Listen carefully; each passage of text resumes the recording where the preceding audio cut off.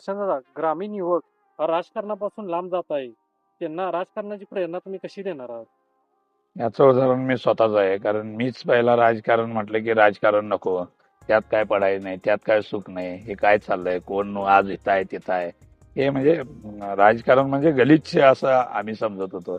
पण स्वतः त्यात पडून ते सगळं दूर केल्याशिवाय म्हणतात किंवा स्वतः मेल्याशिवाय स्वर्ग दिसत नाही, या पद्धतीचं जे आहे ते स्वतः त्यात उतरल्याशिवाय ते काय म्हणजे राजकारण कळणार नाही. आणि कसं आहे, राजकारणाचा आता बाजार किंवा मक्तेदारी झालेली आहे, ते मोडून काढायला पाहिजे. राजकारण हे गलिच्छ नसून त्या राजकारणात उतरून जे वरून फंड येतील किंवा जे सुखसोयी किंवा जे आपल्या योजना येतील त्याचा सर्वसामान्य माणसापर्यंत त्याचा थेट एक खिडकी योजना असेल किंवा त्याचा थेट लाभ त्या सर्वसामान्य माणसाला जर झाला, आणि ते करण्यासाठी आज तरुण वर्गच पाहिजे.